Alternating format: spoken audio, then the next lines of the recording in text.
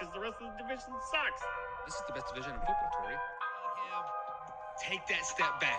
We are seeing the true quarterback that he really is, which he is not a very good quarterback. Welcome to the Man Now, where we taking over. It's time to give you them facts. Won't miss a game or two, cause we here for you and we reporting all of them stats. We coming to you live to keep you updated. Broadcast across the country, we the fan favorites. Break the volume to the max and don't nobody touch it. We cross the topics off the list, addressing every subject. So if you ain't got a clue, then you can tune in and give it 24 hours and we back again. Breaking news, new scoops, we the top dogs. From the fields to the courts, we report it all. Buzzer beat us through your speakers, we the ones to call. Trust us for the news if it's got a ball. Giving you the top stories cause we love the turf. Tell a friend to tune in and where you heard it first. Yeah, you're listening to the Man Now. We taking over, it's time to give you them stats. Yeah, you listen to the Man Now. Miss a game or two cause we reporting all of them facts. Yeah, you listen to the Man Now. We taking over, it's time to give you them facts. Turn the speakers up a little loud. Miss a game or two cause we reporting all of them stats. Because you listen to the Man Hour. And what is up, Man Hour Nation? Michael Buckhouse here with the Man Hour. Be sure to head over to manhourradio.com and check out the merchandise page. We got the fresh new merch over there. We got the blog section happening over there. Guys, we're giving you 4 to 5 blogs a day over over there. So check that over there. My man Andrew just dropped a couple blogs about the Panthers schedule coming up. We're going to talk about their draft here later in the show. But I got to welcome the man, the myth, the legend himself. The peanut butter to my jelly. The peanut butter to my ladies. The French toast to my syrup. The Wyatt Williams at _Wyatt Williams. What's up, Wyatt? I need to make a hair bet. My hair is getting way too long, and because I had that softball incident the other day, I can't wear a hat right now. So I can't. So what I've done for the last excuse me, what I've done for the last couple of months or a couple of weeks, I've just put my head into a hat. That way it's not, it's just, I got long hair, it's in a hat, it doesn't matter. And it's starting to get really annoying now. So it's like, I have got to get a haircut. So you want to do a hair bet, is what you just said? Not a bald hair bet, but hey, go get a haircut bet. Oh, that's just lame. Who wants to do go get a haircut bet? That'd be fun to watch. Come on, Wyatt. Don't ever bet your hair if you're not ever going to bet your hair. Sheesh, man. Whatever, guys. So, guys, we are going to break down the NFC South tonight. We're going to start with the Buccaneers, next to the Saints and the Falcons, and follow up with the Carolina Panthers.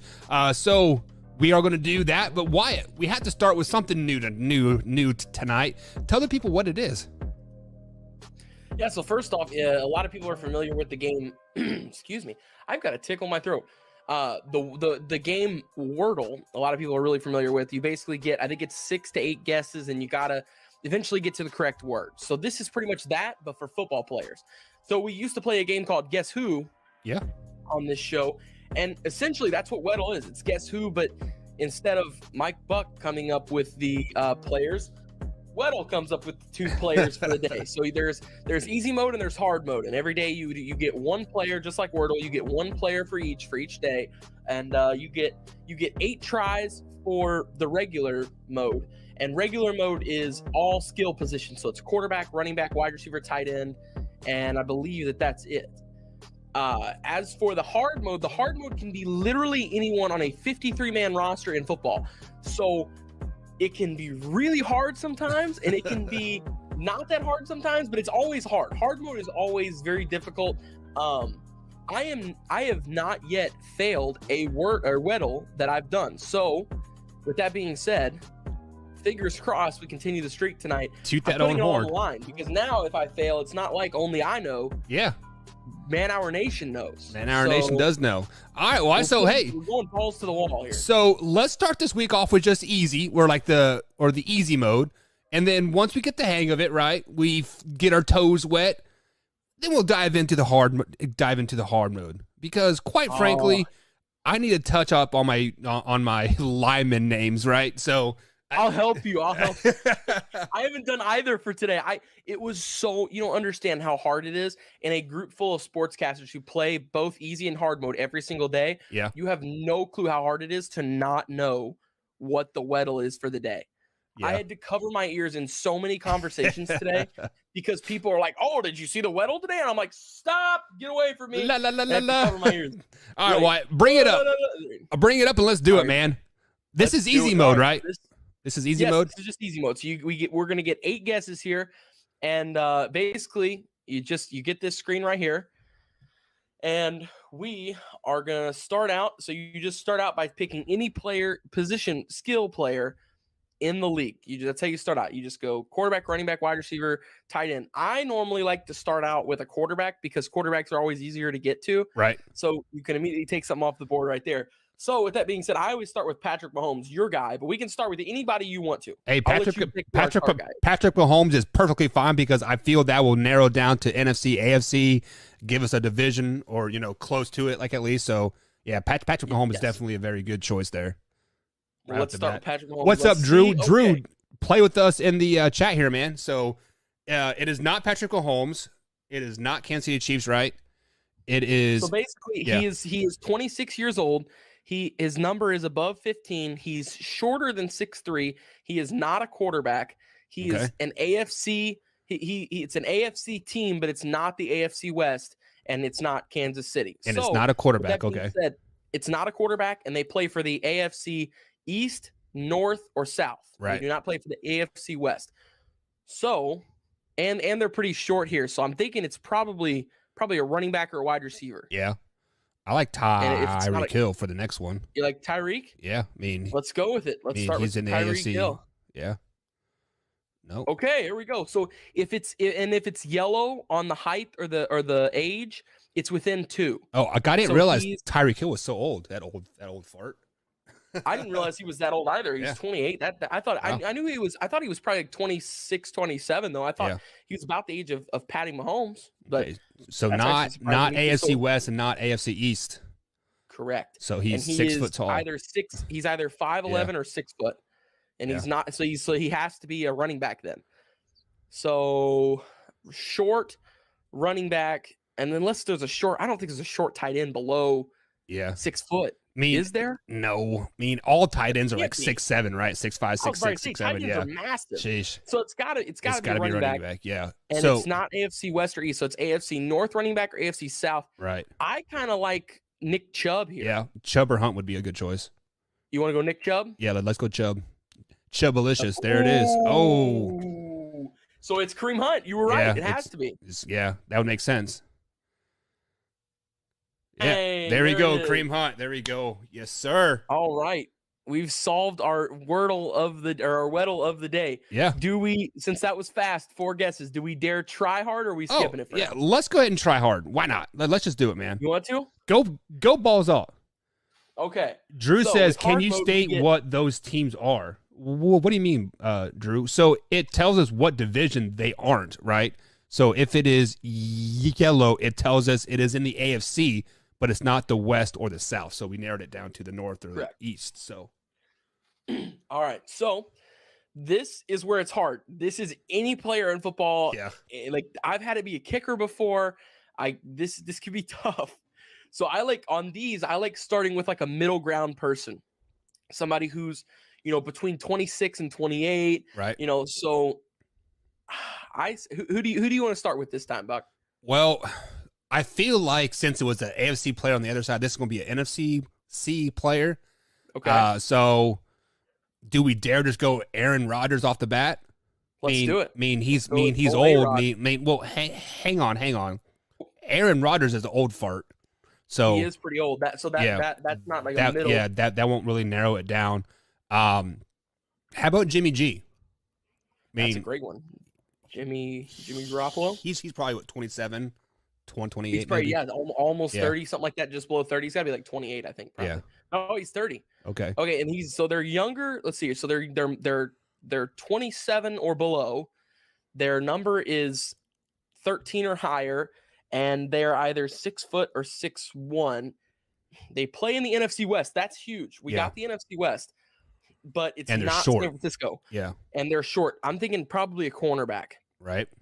So because it can be defense too. Yeah. So do you want to go with an NFC West corner? Short NFC West corner with is should we go just Jalen Ramsey to try and narrow down the team? Yep. Okay. That's who I was thinking. I mean, that will narrow it down to Rams or whoever, right? Right. There you go. Okay, so he does play corner. Yep.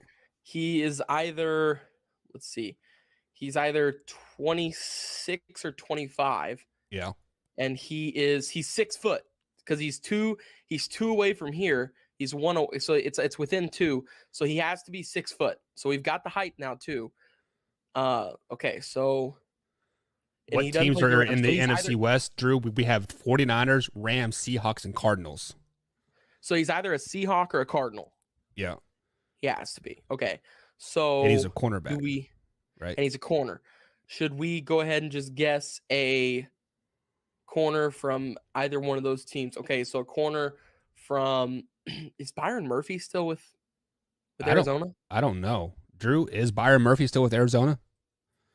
Or should That's a we great go maybe question. Yeah. Seattle, Seattle corners. Let's see here. Barrett, not Shaquille Barrett. You want to try Shaquille? Yeah. Wait, does he still play for Seattle? He's the guy with the one hand, right? Or Shaquille Griffin. No, that's Yeah. Shaquem Griffin, his brother. Okay. Yeah, let's Right, Shaquem is the one that doesn't have an arm. yeah, let's try him. Shaquille. Oh, never mind. He's in Jacksonville now. Okay. Oh. Boo. Okay. Well, So the number where So we kind of at least narrows found it down out too. he's- So it's he's 25. We know that now. well, the jersey number helps too. So he's 26 and below, right? And 10 and Yes. above 10. Well, he has So to be. He has to be. He's between. He's at least 2 below that, or at least 3 below that. So Yeah. he's 23 and 13. He's between 23 and 13. His number is. this is tough. So he's a cornerback for the Seattle Yeah. Seahawks with Arizona Cardinals. 25, 24 years old, 6 foot tall. Yeah. And a jersey number between or below 24 and above 10, right? Drew Correct. says And Buda above Baker. 12. Buda Baker. Buda Baker. Yeah. Buda Baker is a safety though. Oh, is he? Yeah, he's listed as a safety. Okay. The Buda Baker's a really good guess though, but I can't even Should think we- of the Arizona Cardinals cornerbacks right now. Like I'm just I know drawing a blank. I'm drawing Yeah. a blank here on that one too. I don't remember if Byron Murphy is still with them. If Byron just is he still with them? Byron Murphy. I don't know. Like that. I mean, I think so, but this offseason has been so crazy, right? You don't even know. Right, no kidding. Yeah. So should we go? Let me think. You can try him. Try the Byron. Okay, so it is a Seattle Seahawk. Okay. So it's a Seahawk. It's a cornerback, 6 foot tall. 25 years old. Wow. We should know Seattle's cornerbacks, right? I mean, we definitely should know. What the hell? Oh man. Yeah, I'm trying to. And we're not going to use Google, are we? No, we're not. We're not going to use Google. I was just trying to check if Byron Murphy was on it. That was the only one Yeah. that I couldn't remember if he was on Arizona. So I'm trying to. Oh gosh. Drew saying Dornell Baker. Should we try Baker? Yeah. And why I wouldn't see why not. Dorrel.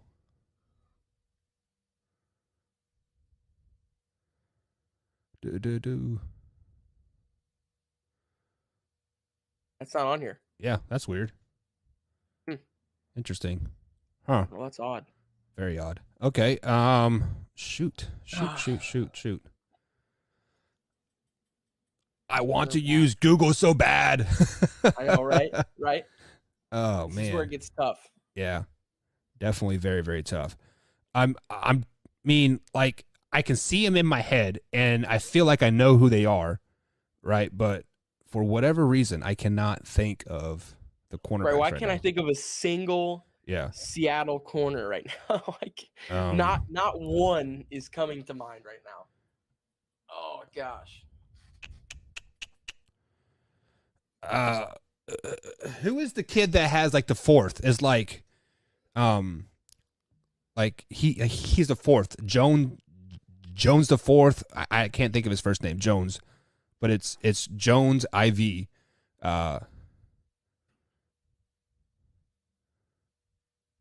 Sidney Jones? Has to be. I mean, that's the only Jones IV, isn't it? Jones the fourth.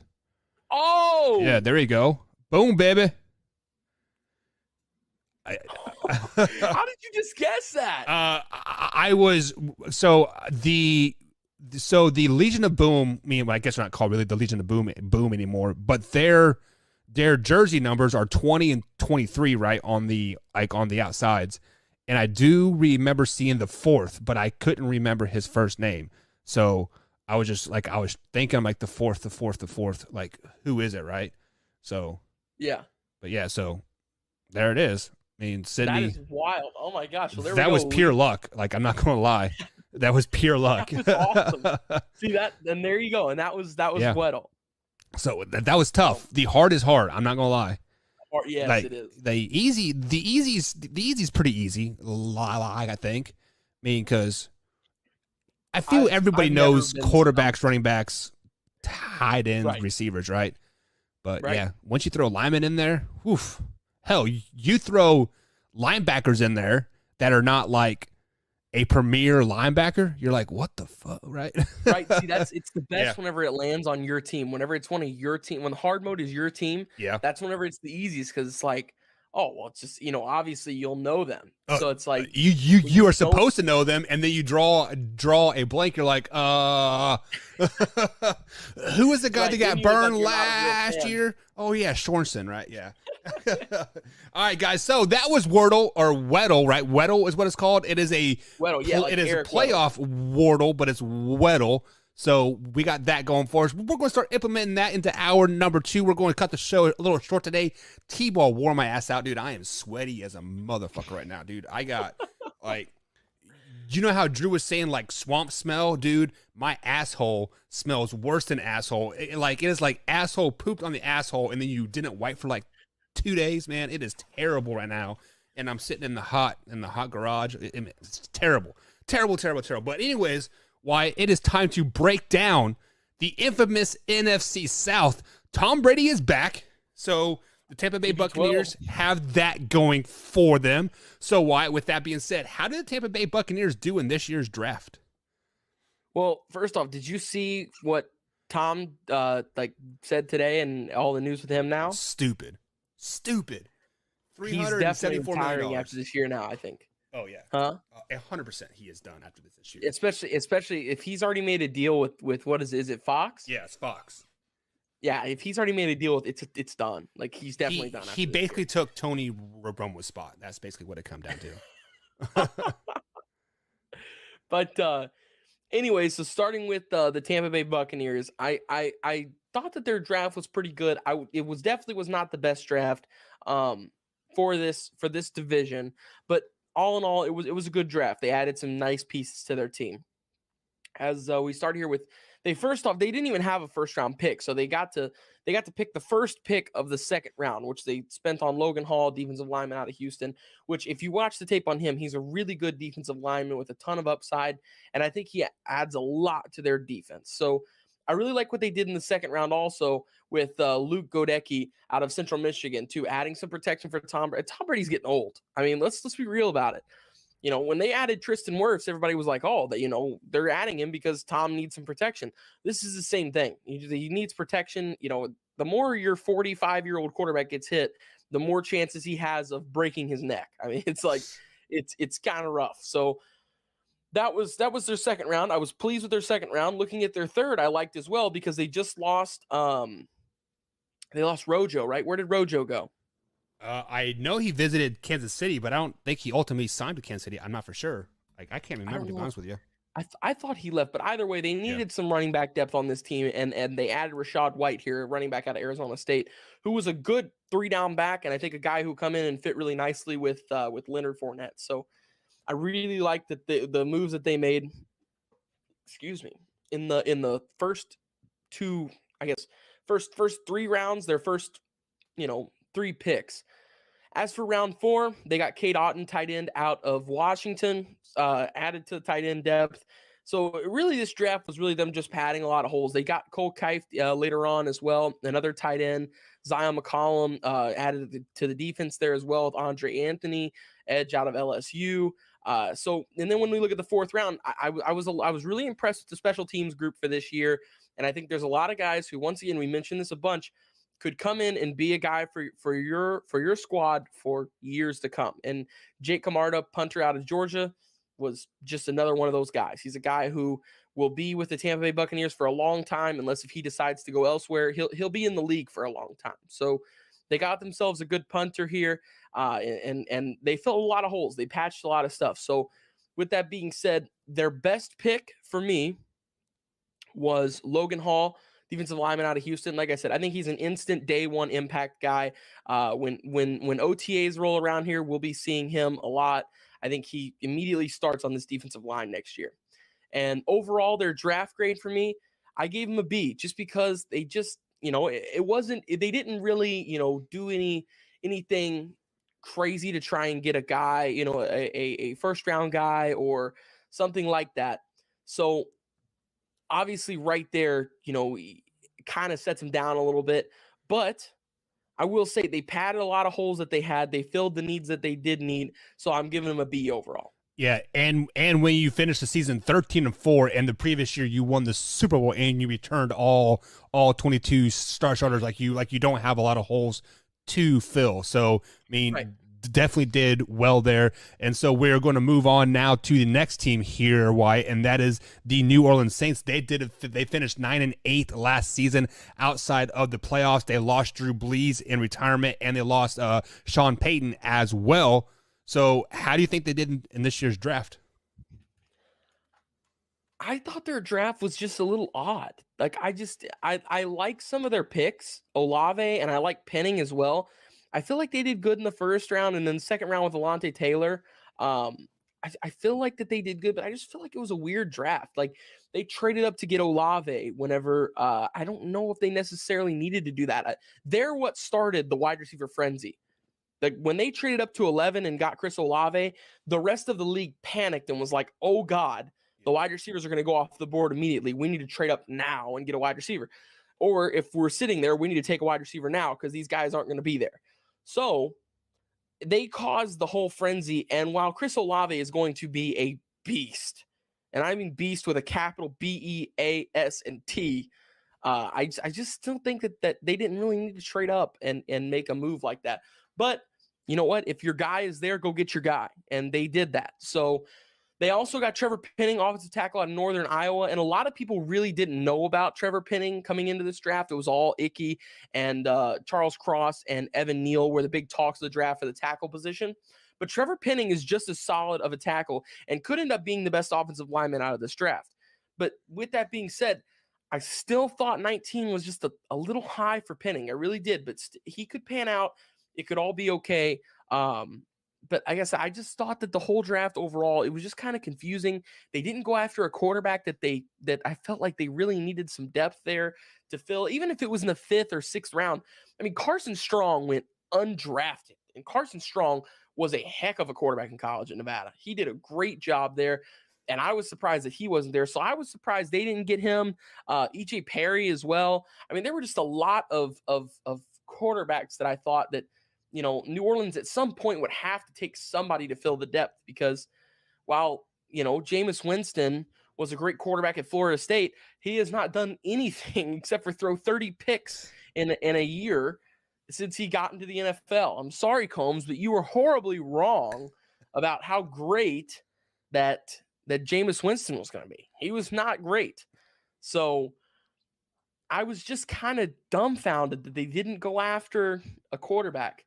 Obviously, I wasn't that surprised they didn't go after, I didn't expect them to go after Pickett or Malik Willis or Ritter and get one of the top quarterback prospects in the draft, even though both of their selections, 11 and 19, were before any other quarterback went off the board. They could have taken a quarterback, and they chose not to, which I kind of get that in the first round. You still want to give Jameis another shot.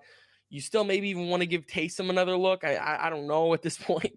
He wasn't that great last year when they had him fill in a little bit at quarterback. So, yeah, I was more just kind of just surprised by a lot of stuff for them. So, with that being said, they didn't really impress me that much with this draft. They got some pieces that the offense needed and the defense needed, but it wasn't, I don't think it was where they needed to select those guys, and it wasn't the best guys on the board at sometimes. So with that being said, I still gave them a C plus because overall I thought their draft wasn't that bad. They only had 5 total picks, so there's not a lot of room to work with there if you want to add a bunch of depth and stuff. So you only got 5 picks.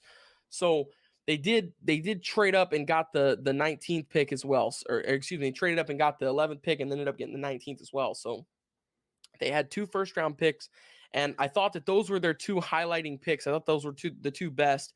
But with that being said, their best pick was, it's got to be number 11 in the first round. It's got to be Chris Olave out of Ohio State. I mean, they're pairing him with another Ohio State wide receiver in Michael Thomas. And that offense needs more wide receiver weapons. They don't have wide receivers in New Orleans. They got a great running back who acts as a wide receiver 90% of the time in the screen game in Alvin Kamara. Right. And they've got Michael Thomas if he can get over himself and injuries, and he can be a great wide receiver when he does that. But they just didn't, I think Olave will add a lot of explosiveness, and he adds a deep threat to this offense. But I just, other than the first round, I wasn't really that impressed with everything else. I just wasn't. So like I said, their best pick for me was Chris Olave, and their grade for me was a C+. Yeah. So just to add to your pick there, I think we need to look into a little bit of them moving up in the draft to get a wide receiver, because Michael Thomas has kind of been a cancer on that team since he had that record-breaking season a couple years ago, and then he had an ankle injury, right? Air quotes there. And then he punched a safety, I think, in practice and got suspended for the rest of the year. So we really need to look of, like, are they going to move Michael Thomas? Like, that's why they moved up. So let me ask you that question. Do you think they are going to move Michael Thomas since they got their guy? They got their receiver. No. I don't think they will. Simply just because, other than Olave, I think the reason why they got Olave kind of shows that they're keeping Michael Thomas, because if they weren't going to keep Michael Thomas, I think they would have traded him on draft night, and I think they would have taken 2 first-round wide receivers, because they literally have nothing. Like, right. Their wide receiver class is just they're out. It's empty pretty much. So while they do have Callaway, and last year I get it, he was supposed to go crazy and all this stuff, Callaway did nothing last year. Absolutely nothing. And what is it, Tyquan Smith or whatever, that's their third wide receiver 3 or something, he's trash as well.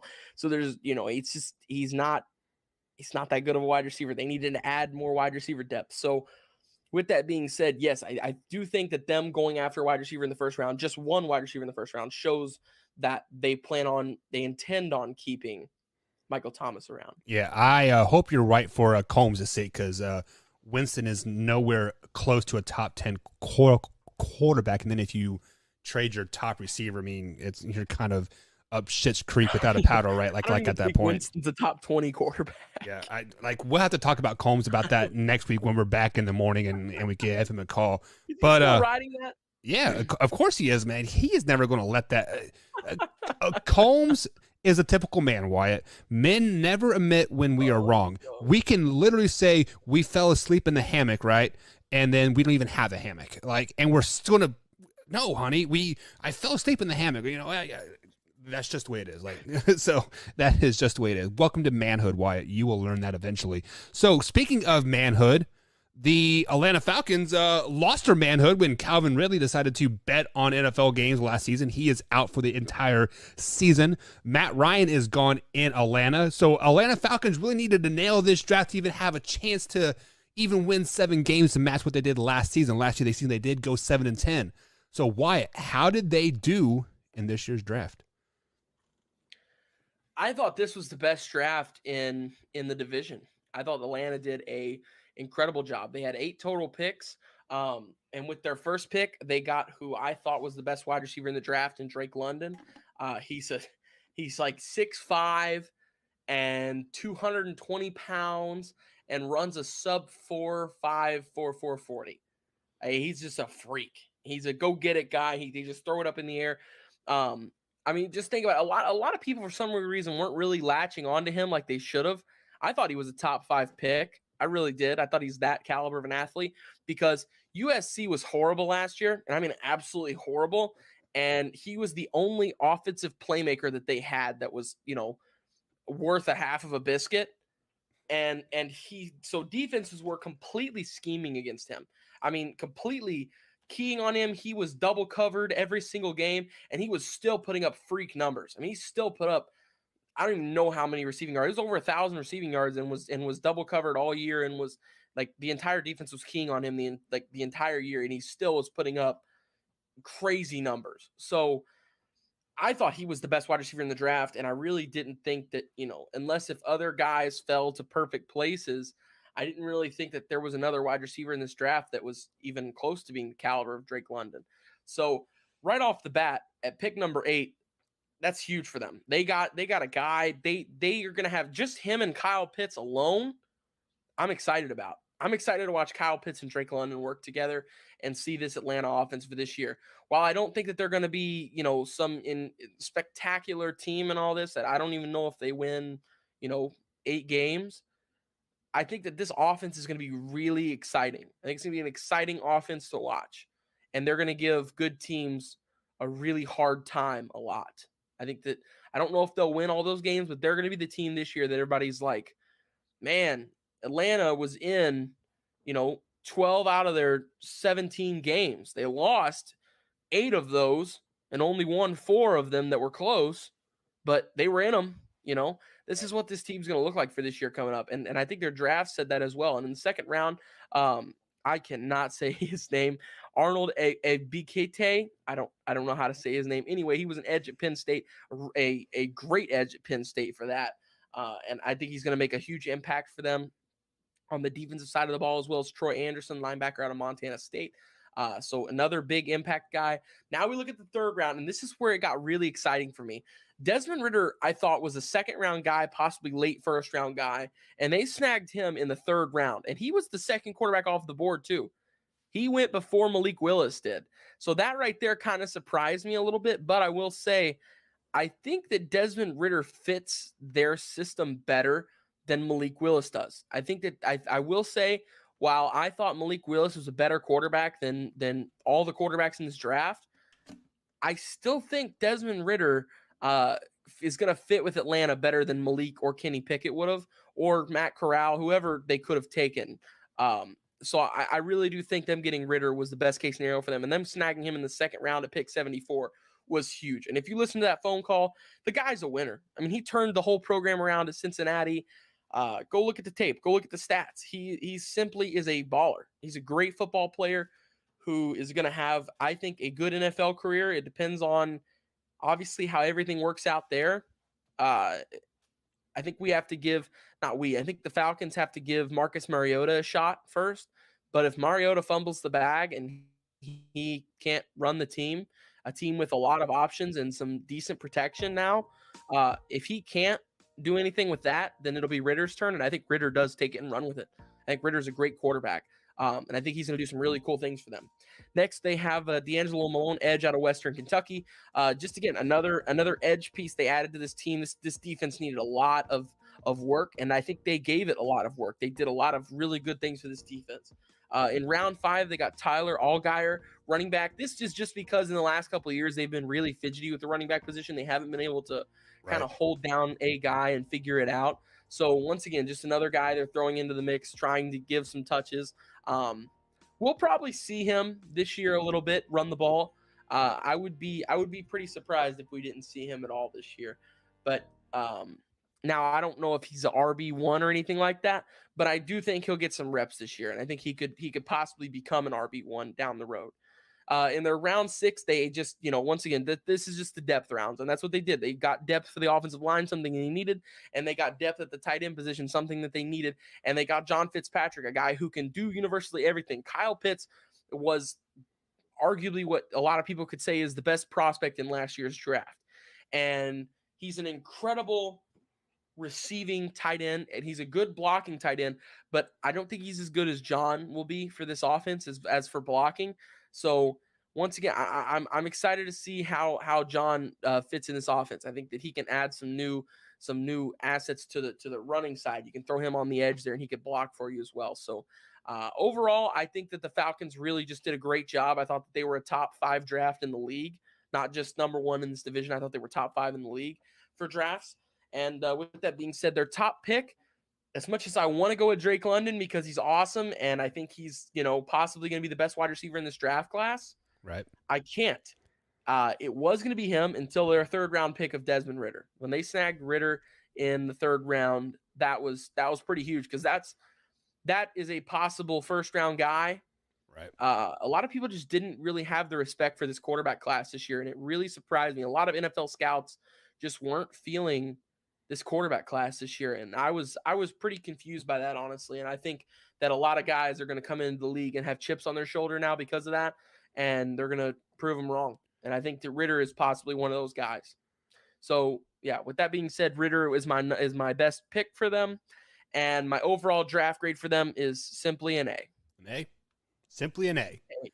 Yeah, so A. I would be kind of curious to see. I'm really looking forward to this quarterback competition that is going to be happening in Atlanta, just because we know they drafted Desmond Ritter to be the future, right?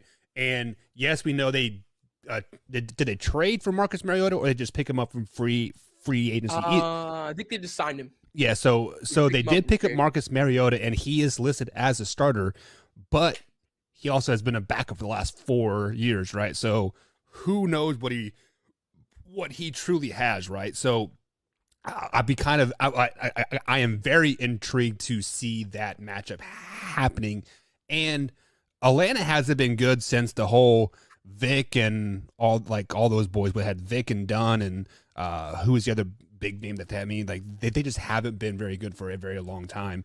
And Right. And this year they could be surprisingly good, honestly. absolutely. And something else I forgot to mention, if you look at Troy Anderson, linebacker out of Montana State, he actually is this like almost mega athlete, if I could explain it. He played quarterback, he played running back, he played linebacker. So he started out as a quarterback for Montana State. He then transitioned to a running back after his first 2 seasons. Then he fully concentrated on the linebacker position, and he became an all Big Sky Defensive Player of the Year. So it's a guy who he's a football player. Right. It's just that simple. He puts on shoulder pads and a helmet, and he can play literally anywhere. He's just a baller. He's a gamer. So I'm really excited to see what he does as well. And he was another candidate for my best pick, but Desmond Ritter going in the third round, I couldn't skip on that. I really couldn't. Yeah, you are 100% not wrong on that at all. So speaking of being 100% wrong, I was 100% wrong on the Carolina Panthers last season. I jumped on that bandwagon big time when they were 3-1 or 4-0, whatever they are. Sam Darnold and CMC were clicking. They were doing their thing. And then guess what? CMC got hurt again. Surprise, surprise, surprise. Sam Darnold's play went way down. They picked up Cam Newton. They don't know what they're coming or going. And this is Matt Rule's prove it year, 100%. They had to nail this draft, and they have to nail next year for Matt Rule to continue as a head coach. So Wyatt, how did they do? I thought overall it was a pretty solid draft for the Carolina Panthers. First off, they got what could be the best offensive tackle prospect in the draft at round 1, pick 6, in Ike Ekwonu. Offensive tackle, he played at NC State, and he was just incredible for them. So with that being said, I was really impressed with their first round picks. I was kind of surprised they didn't trade down, but I think the reason why they didn't trade down is because Icky was still there. If Icky wasn't there, I think they would have traded down. So because the offensive tackles just kept falling, they were like, oh, well, I mean, if we can get Evan Neal or Icky, we'll just stay right here. And eventually it ended up falling like, oh, we're going to get to choose. Do we want Icky or do we want Evan Neal? And they chose Icky, and I really don't think you could go wrong with either one. Either way, I think both of them are going to be all-pro offensive linemen, and this is the guy they went with, and I think he's going to do some great things for them.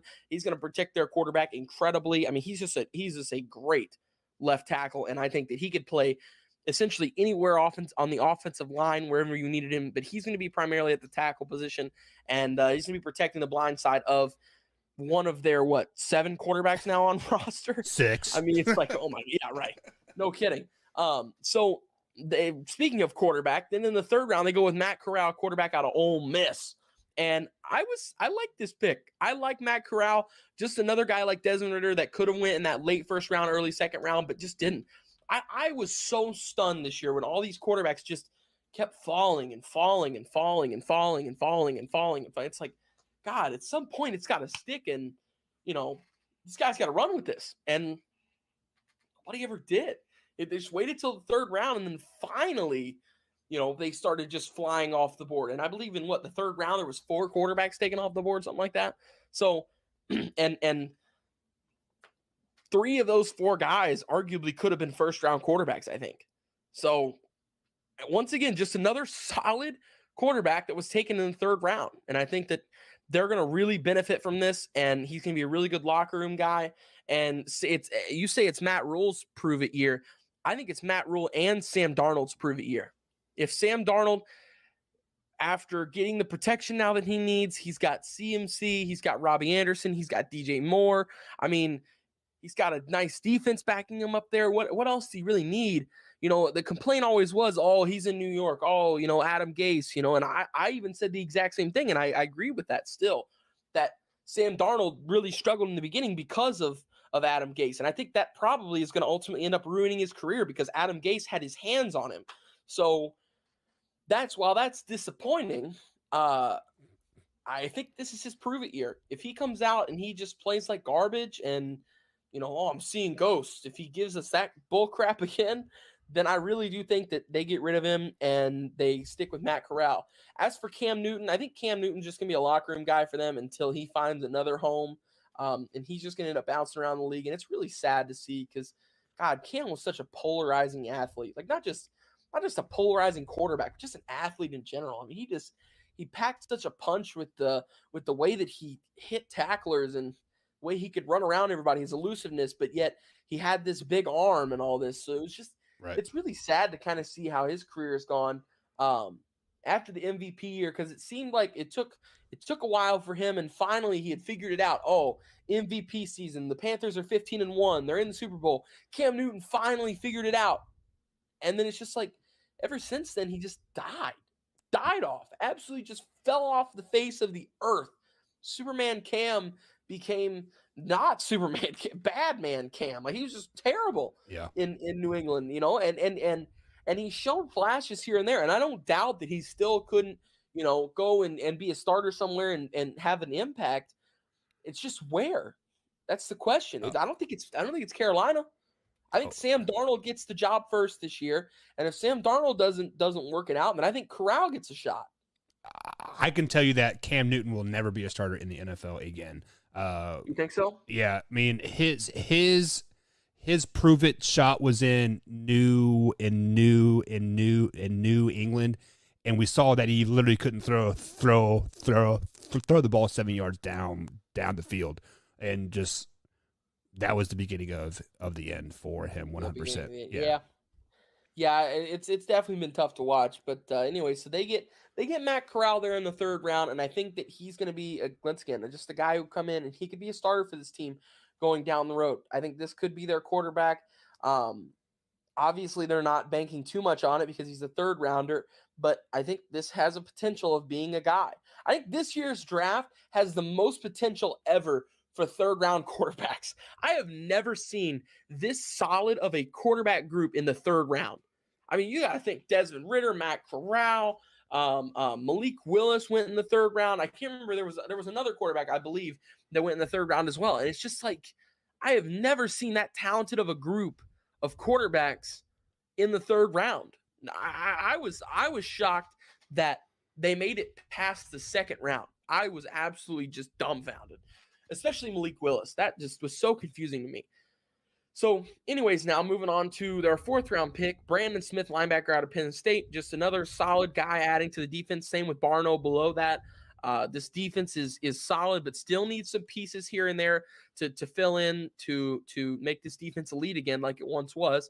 Then they got Cade Mays, offensive guard out of Tennessee. Cade Mays fell so far. This was a guy I thought was a day 2 guy, and he ends up being picked 199, just like Tom Brady, in the 6th round. And I was just confused. This year's draft was just so odd. Like, obviously, it's the NFL draft, and you're not going to be able to predict something perfectly. And I believe that every year the best mock drafts are only something like 25 or 30% correct, something like that. And it's just like this year, nobody predicted anything. Nobody knew anything about this draft. It was all so just scattered all over the place. And Cade Mays is another great example of that. Cade Mays is a guy that I was really excited to see go in the second, third round and be an impact guy from day one. And I still think he can be an impact guy from day one for this Panthers team. So yet another steal for this team right there in the 6th round. Then they got Kalon Barnes, cornerback out of Baylor. And same thing here, just another guy. I didn't think he would have been a 2nd or 3rd rounder. I thought Kalon Barnes, would have been more like a probably like a 5th rounder, maybe a late 4th rounder. Kalon ran the 2nd fastest 40-yard dash in NFL history at the combine, and that really shot his draft stock up, or at least I thought it would. He ran a 4.23, so nobody is going to outrun this guy. I mean, you got a 7th round pick who runs a 4.23 40, and he can be a return specialist for you. He can guard any receiver in the league speed wise. Now, obviously, man to man, all that stuff. Is he going to go up and stiff a wide receiver in midair and block the pass? I doubt it.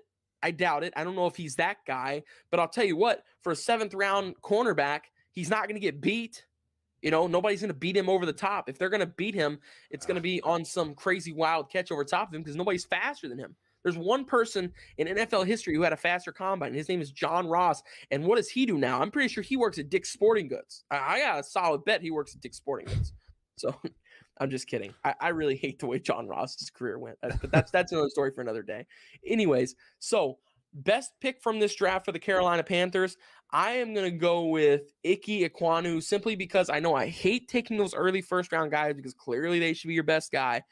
But it's simple as this. Ike should have never been there at 6 for them. He really should not have. They should not have had to pick between the 2 offensive linemen there. It should have been whoever fell to them, or they trade out of the top 10. That should have been what happened to the Carolina Panthers, but it's not. They got really lucky, and Ike Ekwonu fell to them. So with that being said, Ike is my number 1 pick here for the Carolina Panthers. As for their draft grade, I've kind of bounced back and forth with this. I gave the Falcons an A, and I said they had the best.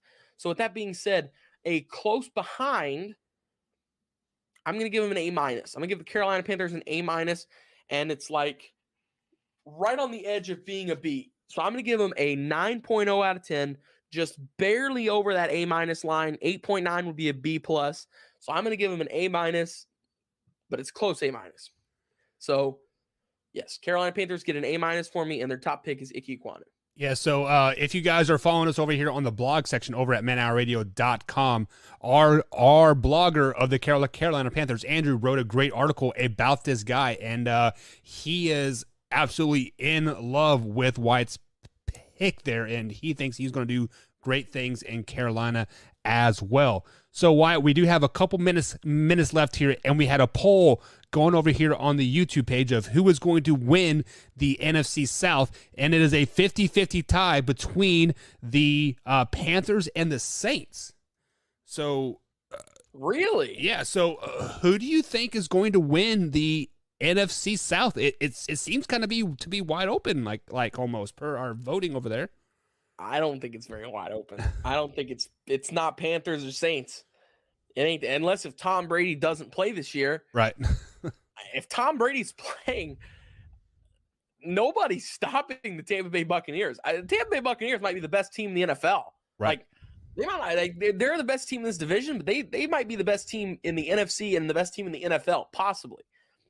I think there are 2 other better teams than them, maybe 3, but they're one of the top dogs in the NFL. I don't even think they're a top dog just of this division. They're I don't think that it's Saints and you said Saints Panthers? Yep. Saints and Panthers. Oh yeah, no. I strongly disagree on that. I think the Panthers could have a 9-win season. Right. I think that the Falcons could have an 8-9 win season, and I think that the Saints could have a 7-8-9 win season. But Tampa Bay is going to win at least 12 games this year. Yeah. I mean, they won what? We won 13 last year, right? Yep, they were 13-4 last season, and they did have the hardest schedule in the NFL, right? So, yeah, I don't see anybody. I don't see anybody in that division overtaking them just yet. Yeah, I think once Tommy retires, maybe. Right. But if TB12 is still on the field, there's not a team in the league, I think, that I could sit here and tell you, oh, they're 100% better than that team. I mean, simply if they've just got Tom Brady, that gives you the competitive advantage you need right there. Yeah, I gave it to you. So I feel like the Saints are out of it 100%. Like a new head coach, a new quarterback, right? Yada yada yada. Basically a brand new offense and a new deep defense. So I feel like the Saints are probably the worst team in the division. Now, I do like the Falcons. I like what they did in the draft. I like their quarterback situation. I like their offense as a whole, but their defense is still meh. Right? You don't know what to expect from their defense, and hopefully that 28-3 culture is gone now with Matty Ice and Julio Jones and like all that stuff. Like they stop blowing games, but until they prove me wrong, I still can't put them in that upper echelon. Now the Carolina Panthers, if CMC is healthy and can play a full 17 game season, the Carolina Panthers looked pretty good those first 5 games that he played, right? I mean, they were balling, right? They looked incredible. I actually told my friends before the season started, I was like, hey, listen, Sam Darnold, he's going to be a guy there. He's really going to be a guy. I think he's got a lot of talent and got a lot of stuff to do. And when CMC was on the field, Sam Darnold was winning games. Yeah. Obviously, I know they didn't have the strongest schedule at the beginning. I think they played like the Jets and let's see who they beat. It was like the Jets and the Falcons. Jets, Falcon, and Houston. They beat some traffic. Yeah. They beat some traffic teams. They beat some trash teams. Yeah, I'm not gonna sit here and lie to you, but like it's still NFL teams, right? And when CMC was healthy, that was a good football team. That was a winning football team. So. I am not going to put them in first place yet because I haven't seen CMC play a full season and I don't know how long, right? And so it's clearly is Tampa Bay's division to lose, obviously. And when you go 13-4, you're just a year removed from the Super Bowl, and it is hard to bet against Tom Brady. Let's just be flat honest. I mean, literally, they lost by what? A point or 2 points or 3 points, was it, to the Super Bowl champs this year? Yeah, well, what was it? I think it was a last second touchdown, right, or something that put them ahead. I think it was. Yeah. Let's see, what was it? Actually, that's a good question. I need to look that up. It was a close game. That's all. And it was down to the wire. So if things go their way there at the end of that, let's see here, Buccaneers versus Rams.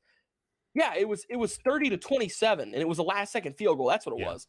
So I mean, they lost by 3 on a last second field goal to the Super Bowl champs, and the year before this they won, and they didn't just win. Yeah, they annihilated one of the most incredibly assembled teams ever in the Chiefs. That year. I mean, that defense was on point. That defense was on point. Yeah, I mean, defense was playing incredibly, and that's always been the knack for them, was that all their defense just isn't up to par, and their defense was up to par that season. It was playing really, really good football, and they beat them in the Super Bowl. They pummeled them, and then the following year they lost to the Super Bowl champs by 3 points. And I promise you, if they beat the Rams, they probably go on to win the Super Bowl.